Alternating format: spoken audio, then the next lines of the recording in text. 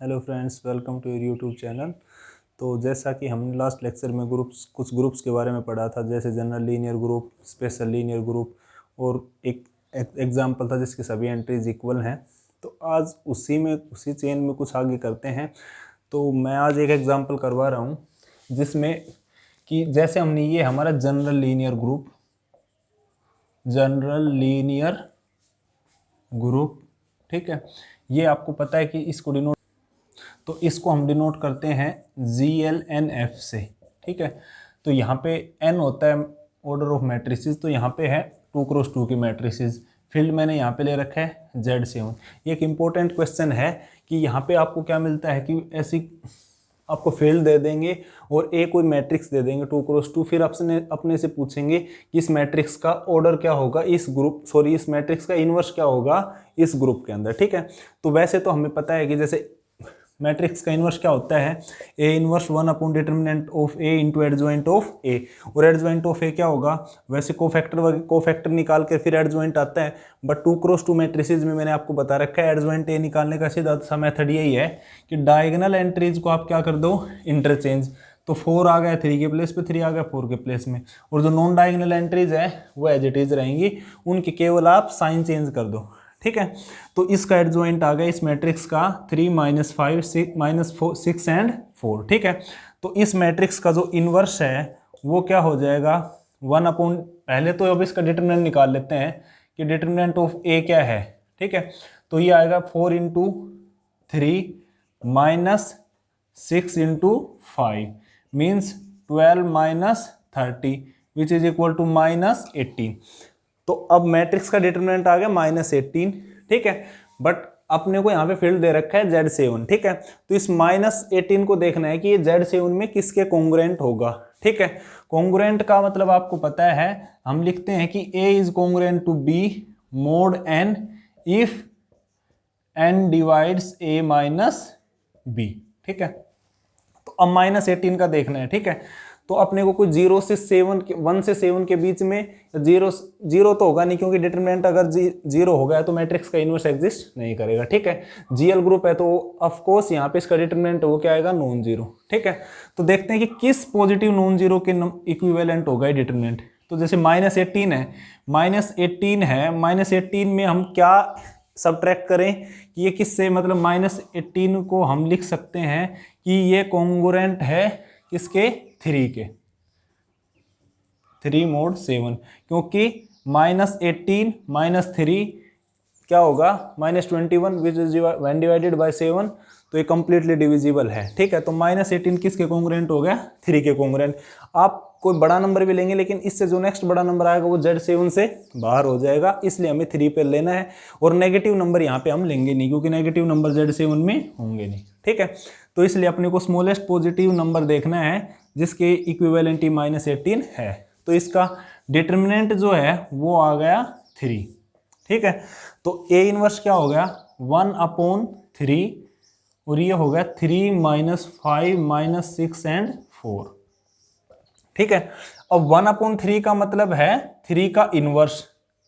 3 inverse क्या आएगा, 3 का इनवर्स वो नंबर आएगा Z7 में। Z7 में कौन सा एलिमेंट आएंगे, Z7 में हम यहाँ पे एलिमेंट्स होंगे अपने पास 1 2 अप टू 6, मतलब 1 2 Z7 में होगा 1 2 3 4 5 एंड अप टू 6, ठीक है।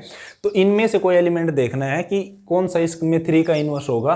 तो अब इसमें क्या होगा, देखो, मतलब इनवर्स वो एलिमेंट होगा जिसको 3 से मल्टीप्लाई करने पर अगर 7 से डिवाइड करें तो रिमाइंडर क्या आना चाहिए, 1 आना चाहिए, ठीक है। तो जैसे कि यहाँ पे 3 का इनवर्स है, अब 3 इंटू 1 तो 3 आएगा, 3 इंटू 6 3, 3 इंटू 3 भी 9 आएगा, तो 7 से डिवाइड करेंगे तो रिमाइंडर 2 आएगा।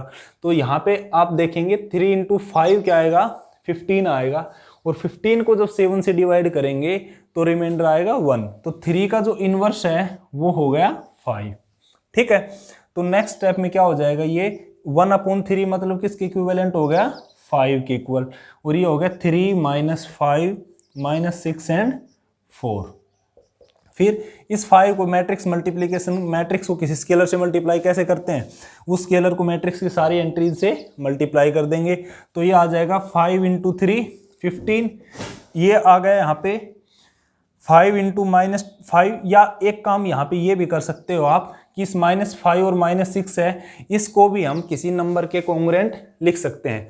तो -5 जो है वो किसके कॉन्ग्रुएंट होगा, मतलब यहाँ पे कौन सा पॉजिटिव नंबर लें कि उसको -5 में सब्ट्रैक्ट करने पे वो कंप्लीट डिवाइड हो जाएगा 7 से।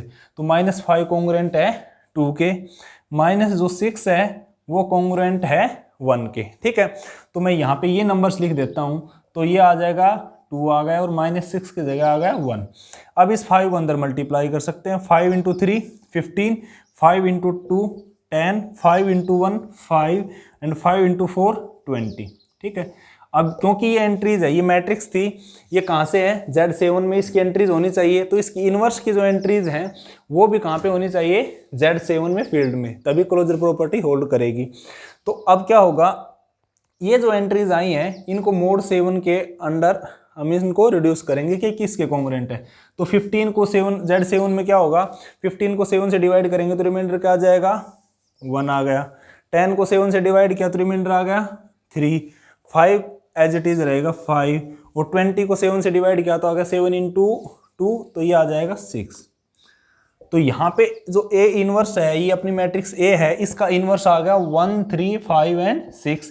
अब क्योंकि इसकी सारी की सारी एंट्रीज किस में है, Z7 में। ठीक है, तो ऐसे हम निकालते हैं कि कोई पर्टिकुलर मैट्रिक्स दे रखी हो और यहाँ पे कोई पर्टिकुलर हमें फील्ड दे रखा हो, Z7 Zn Z11 कुछ भी। ठीक है, तो पहले उसका डिटरमिनेंट निकालेंगे हम, उस डिटरमिनेंट में अगर नेगेटिव आता है तो उसको हम किसी पॉजिटिव नंबर के कॉन्ग्रुएंट लिखेंगे कि इस फील्ड के अंडर किसके कॉन्ग्रुएंट है। ठीक है, फिर उसका एडजॉइंट निकाल के 1/3 का मतलब होगा, मतलब 1 यहाँ पे कुछ भी डिटरमिनेंट आएगा तो उस जो नंबर है 3 या 5 कुछ भी, उसका हम इनवर्स निकालेंगे और उसको पहले मल्टीप्लाई कर दो। यहाँ पे कोई नेगेटिव एंट्रीज हैं तो उनको पहले रिड्यूस कर लो, चाहे मल्टीप्लाई करने के बाद भी आप रिड्यूस कर सकते हो, उसमें कोई प्रॉब्लम नहीं आएगी।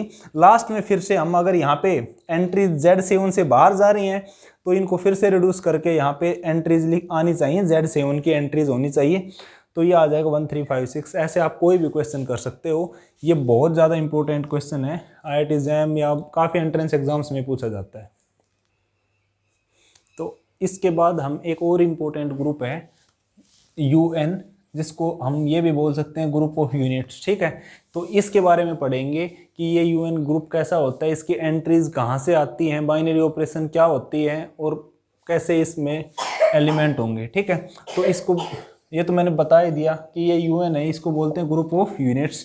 इसमें एलिमेंट्स कौन से आएंगे, इसमें वो नेचुरल नंबर आएंगे जो n से लेस होंगे और जिनका n के साथ GCD क्या होगा, 1। ठीक है, तो एक बार फिर से UN में कौन से एलिमेंट्स आएंगे, वो नेचुरल नंबर्स जो n से लेस हों और n के साथ GCD क्या हो, 1। ठीक है, और ये ग्रुप बनाता है under binary operation multiplication modulo n। ठीक है, तो और क्योंकि multiplication modulo n commutative binary operation है तो ये ग्रुप जो है ये एबिलियन ग्रुप भी होता है।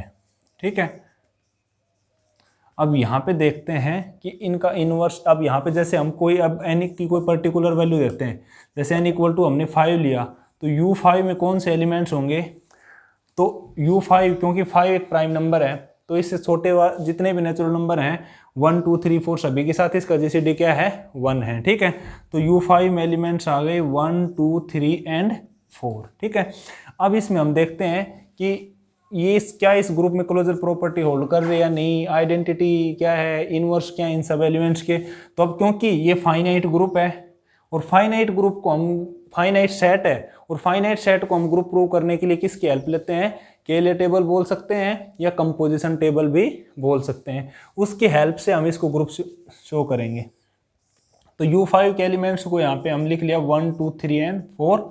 ठीक, अंडर ये बाइनरी ऑपरेशन हो गई मल्टीप्लिकेशन मोडुलो 5, ये 1 2 3 एंड 4। ठीक है, अब फिर ऑपरेट करना शुरू किया 1 × 1 1 2 3 एंड 4, 2 4 6 को 5 से डिवाइड किया तो रिमाइंडर 1, 2 × 4 8, रिमाइंडर 3 × 1 3 6 1 3 3 जा 9, 9 को 5 से डिवाइड किया तो रिमाइंडर 4 और 3 4 जा 12, 12 को 5 से डिवाइड किया तो रिमाइंडर 2, यहाँ पे 4, यहाँ पे 3 और 4 3, यहाँ पे 2 और 4 4 16, रिमाइंडर 1। ठीक है, तो अब हम देख सकते हैं कि यहाँ पे कि जितने भी क्लोजर प्रॉपर्टी, तो जैसे कि ये हमारी कंपोजिशन टेबल बन गई U5 की। अब इसको हमने जैसे बताया था कि कंपोजिशन टेबल से क्लोजर कैसे चेक करेंगे। क्लोजर में अब देखो कि यहाँ पे जितनी भी एंट्रीज आई हैं 1 2 3 4 2 4 1 3 3 1 4 2 एंड 4 3 2 1, सारी की सारी एंट्रीज कहाँ से हैं? U5 से हैं। तो क्लोजर प्रॉपर्टी होल्ड कर गई। Addition modulo n, multiplication modulo n associative होती है, ठीक है, तो एसोसिएटिव प्रॉपर्टी होल्ड कर गई। फिर उसके बाद हम देखते हैं आइडेंटिटी। आइडेंटिटी का मैंने बताया था कि जहाँ पे भी ये रो या ये कॉलम जिस भी एलिमेंट के सामने रिपीट हो, अब यहाँ पे 1 2 3 4 है, 1 2 3 4 एज इट इज रिपीट हुआ किसके सामने? 1 के सामने। तो यहाँ पे जो आइडेंटिटी है वो हो गई 1, ठीक है। इनवर्स देखना है अब हमें। 1 आइडेंटिटी है तो 1 का इनवर्स 1, 2 का इनवर्स क्या आएगा? 2 के सामने आइडेंटिटी आई है कहाँ पे? 3 के साथ, तो 2 का इनवर्स हो गया 3। वैसे भी हम देख सकते हैं कि 2 इंटू 3 आएगा 6, 6 को 5 से डिवाइड करेंगे तो रिमाइंडर आएगा 1, ठीक है। तो 2 का इनवर्स हो गया 3 एंड 3 का इनवर्स हो गया 2, ठीक है। फिर 4 का इनवर्स, 4 का इनवर्स, 4 की आइडेंटिटी कहाँ पे आई? 4 के सामने, तो 4 का इनवर्स हो गया 4, ठीक है। अब क्योंकि 4 क्या है? इसका इनवर्स खुद ही है, तो इस एलिमेंट को हम बोलते हैं सेल्फ इनवर्स एलिमेंट, ठीक है। और एबिलियन के लिए मैंने बता ही दिया, क्योंकि ये बाइनरी ऑपरेशन है, ये कम्यूटेटिव होती है, एडिशन और मल्टीप्लिकेशन मॉडुलो n, तो ये ग्रुप जो एबिलियन हो जाएगा। अदरवाइज ये जो यहाँ पे एलिमेंट्स आ रहे हैं या जो मैट्रिक्स है, इनको आप देखेंगे कि 1 2 3 4 ये फर्स्ट रो और first column, second row second column, third row third column and fourth row fourth column सब सेम है। तो यहाँ से हम कह सकते हैं कि ग्रुप क्या है? एबिलियन है, ठीक है। तो इसके बाद हम किसी दूसरे ग्रुप की देखते हैं। तो इसके बाद हम देखते हैं कि अगर n को हम 8 ले लिया तो U8 में कौन से एलिमेंट्स आएंगे और ये ग्रुप कैसा होगा, कि कौन सा किस एलिमेंट का क्या इन्वर्स होगा। तो सबसे पहले U8 में हम एलिमेंट्स देखेंगे। तो U8 8 से छोटे कौन से नेचुरल नंबर्स है जिनका 8 के साथ GCD 1 है? तो 1 का सभी के साथ GCD 1 है, ठीक है। 2 का 4 का GCD 2, तो 2 नहीं आएगा यहाँ पे। 3 और 8 का GCD को प्राइम है तो 3 आ गया। 4 और 8 का GCD 4, तो 4 भी नहीं आएगा। 5 एंड 8 का GCD 1 आएगा तो 5 भी आ गया। 6 और 8 का GCD 2, तो 6 नहीं आएगा यहाँ पे। 7 और 8 का GCD 1, ठीक है। तो U8 में एलिमेंट्स आ गए 1 3 5 एंड 7, ठीक है। तो अब इसकी कंपोजिशन टेबल हम बनाते हैं U8 की। तो U8 में एलिमेंट्स आ गए 1 3 5 एंड 7, 1 3 5 एंड 7, और बाइनरी ऑपरेशन हो गई मल्टीप्लीकेशन मॉडुलो 8, ठीक है। तो अब यहाँ पे 1 3 5 7 ये तो डायरेक्ट ही आ गया। 1 को किसी से मल्टीप्लाई करोगे तो एज इट इज आएंगे, और क्योंकि सारे नंबर स्मॉलर देन है 8 तो रिमाइंडर यही आएंगे। अब 3 इंटू 1 आएगा 3, 3 इंटू 3 9, 9 को 8 से डिवाइड किया रिमाइंडर 1, 3 इंटू 5 15, 15 को 8 से डिवाइड किया रिमाइंडर 7, 3 इंटू 7 21, 21 को 8 से डिवाइड किया रिमाइंडर आ गया 5, ठीक है। 5 इंटू 1 5, 5 इंटू 3 15, 15 को 8 से डिवाइड किया रिमाइंडर 7, 5 5 जा 25, 25 को 8 से डिवाइड किया रिमाइंडर 1, 5 7 35, 35 को 8 से डिवाइड किया तो 3, ठीक है। तो सिमिलरली यहाँ पे 7, यहाँ पे 21, 21 मीन्स 5, 7 5, यहाँ पे फिर से क्या आ गया 3, और 7 7 49, 49 को 8 से डिवाइड किया तो रिमाइंडर आ गया 1, ठीक है। तो अब देखते हैं कि यहाँ पे कि कौन से एलिमेंट्स, यहाँ पे कोई ऐसा एलिमेंट है क्या जो इन 4 एलिमेंट्स के अलावा कोई डिफरेंट एलिमेंट हो। तो 1 3 5 7 3 1 7 5 5 7 1 3 सारे यही एलिमेंट है, तो क्लोजर प्रॉपर्टी होल्ड कर गई। एसोसिएटिव बाय डिफॉल्ट होल्ड करेगी। आइडेंटिटी सभी में इन UN में आइडेंटिटी 1 ही होगी, ठीक है, मल्टीप्लीकेशन मॉडुलो n के कोरस्पॉन्डिंग। फिर इनवर्स देखना है। 1 का इनवर्स 1, तो 1 का इनवर्स हो गया 1। 3 का इनवर्स, 3 के सामने आइडेंटिटी आ रही है 1, कहाँ पे 3 के सामने, तो 3 का इनवर्स 3। 5 का इनवर्स 5 एंड 7 का इनवर्स 7, ठीक है।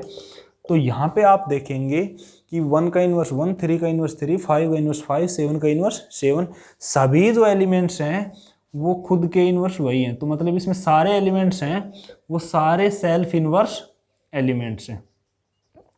तो आगे चल के हम पढ़ेंगे इन सेल्फ इन्वर्स एलिमेंट्स को भी क्या बोलेंगे, जैसे हम ऑर्डर के बारे में पढ़ेंगे, ग्रुप के ऑर्डर के बारे में, ग्रुप के ऑर्डर के बारे में, एलिमेंट्स के ऑर्डर के बारे में। तो ये एक बड़ा इंपॉर्टेंट ग्रुप होगा कि इस ग्रुप में सभी एलिमेंट्स सेल्फ इन्वर्स एलिमेंट्स हैं, मीन सभी एलिमेंट्स का ऑर्डर 2 है। ठीक है, सेल्फ इन्वर्स एलिमेंट होने का मतलब है उस एलिमेंट का ऑर्डर 2 है। अब ऑर्डर के बारे में हम डिटेल में 1 या 2 लेक्चर के बाद पढ़ेंगे। तो अभी तक तो हमारे लिए यही इंपॉर्टेंट है कि एक ऐसा ग्रुप आ गया जिसमें सारे के सारे सभी एलिमेंट्स का इन्वर्स वो खुद ही है। ठीक है, तो ये हो गया U8। इसके बाद हम किसी भी अगर U10 की, जैसे हमें U10 के में देख सकते हैं कि U10 में कौन से एलिमेंट आएंगे। U10 में 1 आएगा, 2 नहीं आएगा, 3 आएगा, 4 नहीं आएगा, 5 नहीं आएगा, 6 नहीं आएगा, 7 आएगा और फिर 9 आ जाएगा। तो U10 में एलिमेंट हो जाएंगे 1 3 7 9। इसके भी हम सिमिलरली ऐसे कंपोजिशन टेबल बनाएंगे और आइडेंटिटी इनवर्स एलिमेंट्स हम निकाल सकते हैं, तो ये भी ग्रुप हो जाएगा। ठीक है, तो ये एक बड़ा इंपॉर्टेंट ग्रुप आ गया, group of units UN under multiplication modulo n। तो जब भी n आपके पास प्राइम होगा, ठीक है, तो अपने जो UN है इसमें हमेशा कितने एलिमेंट होंगे, n-1। ठीक है, n अगर प्राइम है तो जैसे u अगर 5 था, n इक्वल टू हमने 5 लिया था, तो u5 में एलिमेंट हो गए थे 1 2 3 4। ठीक है, तो ऐसे ही अगर n इक्वल टू अपना 11 होगा, ठीक है, तो इसमें एलिमेंट u11 में एलिमेंट हो जाएंगे 10 एलिमेंट्स। ठीक है, तो अगर आपसे कोई पूछता है कि कोई किसी एक ग्रुप का एग्जाम्पल दीजिए जिसका ऑर्डर क्या हो, 10 हो, ठीक है, तो आप यहाँ पे U11 का एक एग्जाम्पल दे सकते हैं। U11 में एलिमेंट होंगे 10। ठीक है, कोई ऐसे किसी भी, जैसे कोई प्राइम नंबर से कम पावर, जैसे अब प्राइम नंबर से कम कोई नंबर का ग्रुप पूछ रखा है, तो उसमें हम जैसे अब मुझे 12 ऑर्डर का कोई ग्रुप चाहिए तो मैं डायरेक्ट बोल सकता हूँ 12 ऑर्डर का ग्रुप कौन सा होगा, U13 हो जाएगा। 16 ऑर्डर का चाहिए तो U17 है, वो 16 ऑर्डर का हो जाएगा। तो ऐसे हम यहाँ पे बहुत सारे फाइनाइट एबिलियन ग्रुप्स के एग्जांपल दे सकते हैं कि हमें कोई बताए कि भाई हमें इतना एलिमेंट का ग्रुप चाहिए या इतने ऑर्डर का ग्रुप चाहिए, तो उसके कोरस्पॉन्डिंग हम ग्रुप्स बता सकते हैं with the help of group of units. ठीक है, तो बहुत इंपॉर्टेंट एग्जाम्पल हो गया, ये था UN। तो इसके बाद अभी तक हमने काफ़ी नंबर्स के ग्रुप देख लिए। अब हम एक और इम्पोर्टेंट ग्रुप पढ़ रहे हैं जिसमें नंबर्स नहीं होंगे। यहाँ पे हमें एक नॉन एम्प्टी सेट गिवन होगा, और G जो सेट है ग्रुप जिसकी हम बात करेंगे, G सेट होगा सेट ऑफ फंक्शंस। कौन से function, bijective function from S to S। ठीक है, मतलब जो G सेट है उसमें कौन से एलिमेंट किस फॉर्म के हैं, G सेट में एलिमेंट्स हैं bijective functions from S to S। फिर बाइनरी ऑपरेशन जो है वो है यहाँ पे composition of functions. Composition of functions का आपको पता है, f of g of x कैसे ऑपरेट करेगा, पहले x को ऑपरेट होगा, x को ऑपरेट करेंगे g पे, तो ये आ जाएगा gx, फिर gx इनपुट बन जाएगा f के लिए, तो f ऑफ gx होता है f of g of x के इक्वल। ठीक है, तो इसको देखते हैं कि ये ग्रुप है या नहीं है। ठीक है, तो पहले क्लोजर प्रॉपर्टी देखते हैं इसमें। तो हमें ये एक रिजल्ट होता है कि अगर f और g दो फंक्शन लिए, ठीक है, g में से, ठीक है, तो हमें देखना है कि f ऑफ g भी किस में बिलोंग करेगा, g में। ठीक है, अगर ये प्रॉपर्टी सेटिस्फाई हो जाएगी तो क्लोजर प्रॉपर्टी होल्ड करेगी। तो f और g दोनों फंक्शन है किसमें, सेट g में। इसका मतलब ये है f और g दोनों बाइजेक्टिव फंक्शंस हैं। ठीक है, दोनों कैसे फंक्शन हो गए, बाइजेक्टिव। अब एक ही रिजल्ट होता है कि f और g अगर दो फंक्शन बाइजेक्टिव हैं तो उनकी जो कंपोजिशन फंक्शन जो आएगा वो भी हमेशा क्या आएगा, बाइजेक्टिव।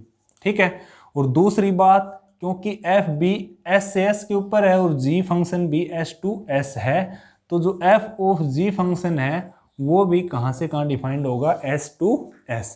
तो जो f ऑफ g फंक्शन है कंपोजिशन ऑफ फंक्शन, वो s टू s सेट भी है। ठीक है, S टू S डिफाइंड भी है, और क्योंकि f एंड g दोनों बाइजेक्टिव हैं तो f ऑफ g भी बाइजेक्टिव होगा। तो इससे क्या पता चल गया कि f ऑफ g किसका एलिमेंट है, g का एलिमेंट है। तो क्लोजर प्रॉपर्टी यहाँ पे होल्ड कर गई। फिर एसोसिएटिव प्रॉपर्टी चेक करते हैं। तो जो कंपोजिशन ऑफ फंक्शंस है ये एसोसिएटिव होता है, मतलब f of g of h is always equal to f of g of h। ठीक है, कोई भी आप f, g और h फंक्शन लेंगे g में, for all f, g, h belongs to g। तो ये प्रॉपर्टी होल्ड करेगी। यहाँ पे अब देखते हैं कि आइडेंटिटी एलिमेंट क्या होगा। अब क्योंकि अब जी जो सेट इसमें सारे फंक्शंस ही हैं, तो जो आइडेंटिटी एलिमेंट होगा वो भी बेसिकली क्या होगा, एक फंक्शन ही होगा। ठीक है, तो ऐसा कौन सा फंक्शन है सच दैट हम एफ ऑफ वो फंक्शन जी लें तो वो क्या है, एफ एक्स ही आए, या जी ऑफ एफ एक्स करें तो बी एफ एक्स ही आए। ठीक है, तो अगर मैं जी एक्स को मैं लिख लेता हूँ आइडेंटिटी फंक्शन ले लेता हूँ, ठीक है, या इसको मैं डिनोट कर सकता हूँ आई से भी, आई एक्स। ठीक है, I X means X identity function. तो आप देखो एफ ऑफ आई एक्स या आई ऑफ एफ एक्स क्या आएगा, तो आप चेक कर सकते हैं कि जो एफ ऑफ आई एक्स होगा वो क्या होगा, एफ ऑफ आई एक्स, और सिंस आई एक्स का मतलब एक्स तो ये आ गया एफ एक्स। और इसी तरह से आई ऑफ एफ एक्स क्या आएगा, आई ऑफ एफ एक्स। अब ये तो क्योंकि आइडेंटिटी फंक्शन, इसको जो भी हम इनपुट देंगे वही आउटपुट आएगी, तो इसकी आउटपुट क्या आ जाएगी, एफ एक्स ही आ जाएगी। ठीक है, तो एफ ऑफ आई एक्स और आई ऑफ एफ एक्स दोनों क्या आ रहे हैं, एफ एक्स ही आ रहे हैं। तो इसका मतलब जो आइडेंटिटी फंक्शन है वो यहाँ पे क्या हो गया, आइडेंटिटी एलिमेंट हो गया। ठीक है, उसके बाद इनवर्स देखना है कि इनवर्स सभी का एग्जिस्ट करेगा कि नहीं। तो ये हमें पता ही है कि जब f अगर अपना फंक्शन है s to s और f हमें बाइजेक्टिव दे रखा है कि f बाइजेक्टिव है कहाँ से कहाँ, s to s, तो बाइजेक्टिव फंक्शन का हमेशा इनवर्स एग्जिस्ट करता है। ठीक है, तो f बाइजेक्टिव है तो बाइजेक्टिव फंक्शन का इनवर्स एग्जिस्ट करेगा, तो f इनवर्स इसका इनवर्स हो गया। ठीक है, अब f s to s है तो f इनवर्स भी कहाँ से कहाँ होगा, s to s he defined होगा। ठीक है, तो मतलब ये हो गया कि यहाँ पे सारे फंक्शन बाइजेक्टिव हैं तो इसलिए सभी का इनवर्स एग्जिस्ट करेगा। तो यहाँ और वो इनवर्स कहाँ से कहाँ डिफाइंड होगा, s to s ही। तो जो f इनवर्स है ये भी कहाँ का एलिमेंट हो गया, g का एलिमेंट। इसका मतलब अपने को हर फंक्शन, हर बाइजेक्टिव फंक्शन या हर एलिमेंट g का अपने को इनवर्स मिल जाएगा, किसके अंदर, g के ही अंदर। तो इस तरह से अपने को सभी एलिमेंट्स का इनवर्स मिल जाएगा।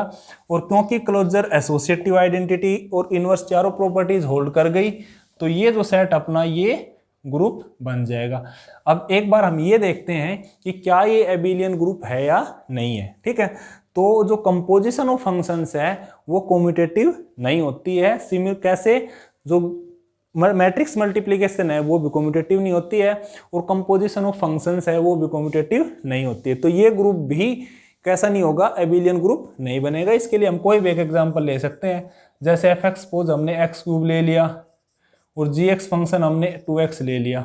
ठीक है, तो हम जैसे एफ ऑफ जी ऑफ 2 निकालते हैं तो देखते हैं क्या आएगा, एफ ऑफ जी ऑफ 2, और जी ऑफ 2 का मतलब एफ ऑफ 4, और एफ ऑफ 4 का मतलब 4 cube which is equal to 64। And जो g ऑफ f2 है वो क्या आएगा, g of f of 2, f of 2 का मतलब आएगा यहाँ पे 2 का cube, 2 cube means 8, and g of 8 का मतलब 2 into 8 which is equal to 16। तो f of g of 2 is not equal to g of f of 2।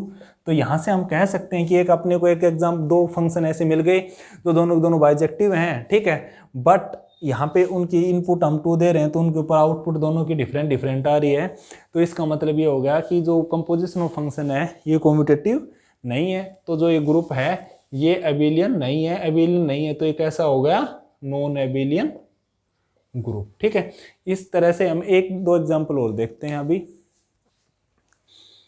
तो अब एक और ग्रुप का एग्जाम्पल देखते हैं कि अगर जी सेट हमें दे रखा है इस टाइप का कि जी सेट में एलिमेंट्स हैं 3n फॉर्म के, और n कोई क्या है, इंटीजर है। इंटीजर में अब 0 भी हो सकता है, तो 3/0, 3/1, 3/2, 3/3 एंड सिमिलरली 3/-1, -2, -3, वो सारे एलिमेंट्स भी कहाँ पे होंगे, जी में। तो हमें ये प्रूव करना है कि जो जी डैश है ये एबिलियन ग्रुप होगा। तो हम कैसे प्रूव करेंगे, इसकी 4 प्रॉपर्टीज ग्रुप की और 5th प्रॉपर्टी एबिलियन ग्रुप की, वो सारी की सारी वेरीफाई अगर होती हैं तो ये एबिलियन ग्रुप हो जाएगा, अदरवाइज नहीं होगा। ठीक है, तो सबसे पहले हम चेक करते हैं क्लोजर प्रॉपर्टी।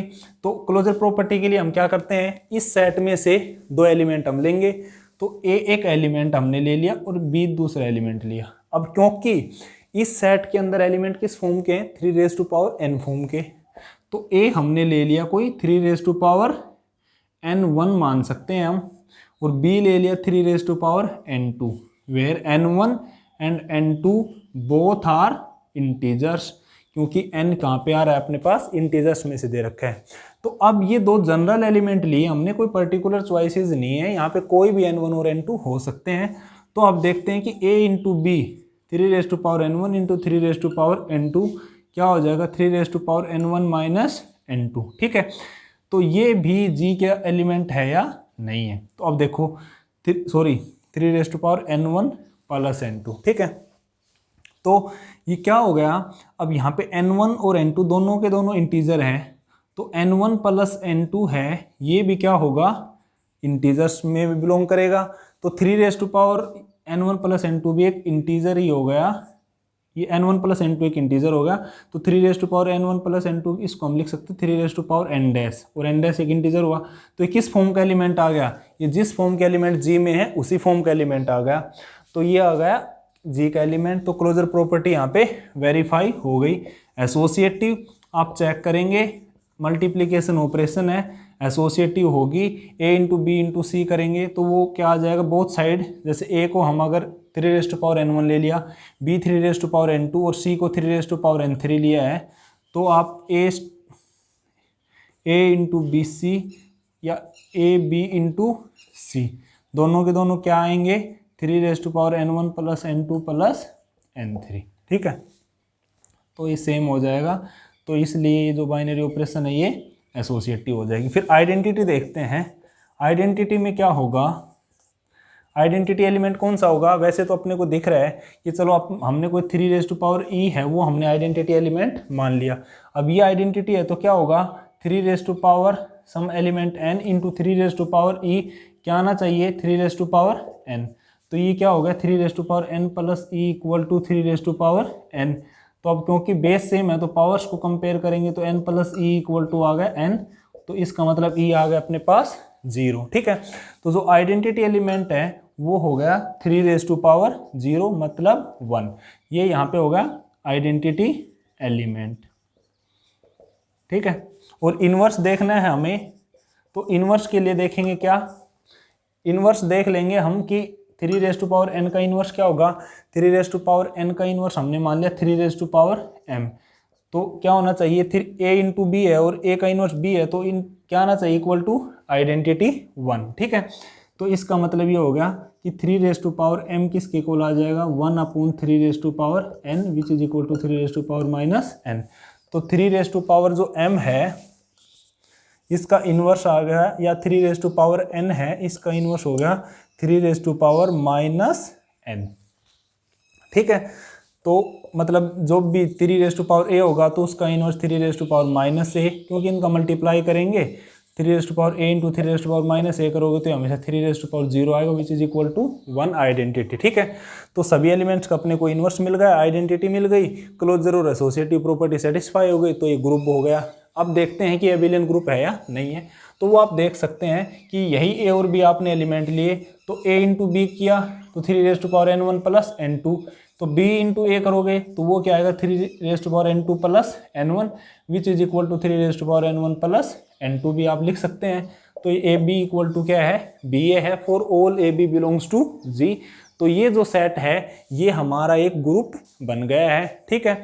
तो ये एक इंपॉर्टेंट ग्रुप है। यहाँ पे हम 3 जरूरी नहीं है, यहाँ पे हम 3 की जगह भी कोई और एलिमेंट भी ले सकते हैं, 2 4 5 6 7 कुछ भी लें, और n यहाँ पे इंटीजर्स में रहे तो ये हमेशा एक अबिलियन ग्रुप बनेगा। अब एक दो छोटे छोटे सेट्स और देख लेते हैं कि वो ग्रुप बनाएंगे या नहीं बनाएंगे। तो अब हम देखते हैं, जैसे जी हमने एक सेट ले लिया ओड इंटीजर्स का सेट और बाइनरी ऑपरेशन ले ली एडिशन, तो जी अंडर एडिशन है, ये हम डायरेक्ट देख सकते हैं कि ग्रुप नहीं बनाएगा। क्यों? क्योंकि जब हम क्लोजर प्रॉपर्टी देखेंगे तो ओड इंटीजर्स, 2 ओड इंटीजर लेंगे तो 2 ओड इंटीजर्स का सम क्या होता है, इवन आता है। तो और यहाँ पे सारे कैसे हैं, ओड इंटीजर्स हैं, ठीक है। तो यहाँ पे क्लोजर प्रॉपर्टी होल्ड नहीं करेगी, तो यहाँ से हम पहले स्टेप पे बता सकते हैं कि ग्रुप नहीं बनाएगा। आगे चलेंगे तो यहाँ पे ये भी पता चल जाएगा कि यहाँ पे आइडेंटिटी एलिमेंट भी हमें नहीं मिलेगा, क्योंकि आइडेंटिटी एलिमेंट अंडर एडिशन 0 आएगा, 0 इसके अंदर इस सेट में होगा नहीं। तो जी सेट है ओड इंटीजर्स का अंडर एडिशन ग्रुप नहीं बनाए, क्योंकि क्लोजर और आइडेंटिटी प्रॉपर्टी दोनों होल्ड नहीं करेंगी। फिर इसी तरह से हम देखते हैं कि set of integers under subtraction operation group बनाएगा कि नहीं बनाएगा। तो क्लोजर प्रॉपर्टी तो देखो यहाँ पे वेरीफाई हो जाएगी, क्योंकि ए और बी जब इंटीजर हैं तो a माइनस बी भी एक इंटीजर ही होगा for all A B belongs to Z, इसमें कोई समस्या नहीं है, ठीक है। और आइडेंटिटी भी आपको मिल जाए। बट यहाँ पे जो मेन प्रॉब्लम आएगी वो ये है कि जो सब्ट्रैक्शन ऑपरेशन है वो एसोसिएटिव नहीं है। क्यों नहीं है एसोसिएटिव? आप देखोगे A star B star C जो है वो क्या आएगा, A star B means A minus B, वो स्टार सी और ऑपरेट करेंगे तो ये आएगा A minus B minus C. और similarly A star B star C करेंगे तो ये आएगा A star B minus C which is equal to A minus B minus C. तो ये आ गया a minus B plus C. तो जो लेफ्ट हैंड साइड है वो आ रही a minus B minus C और राइट हैंड साइड है a minus B plus C. तो यहाँ से हम देख रहे हैं कि जो ये सब्ट्रैक्शन है ये एसोसिएटिव और बाइनरी ऑपरेशन नहीं है ओवर इंटीजर्स, ठीक है। तो इसका मतलब ये जो सेट है Z अंडर सब्ट्रैक्शन ग्रुप नहीं बनाएगा, ठीक है। तो ये था आज का हमारा लेक्चर, इसमें हमने कुछ ग्रुप्स के बारे में पढ़ा।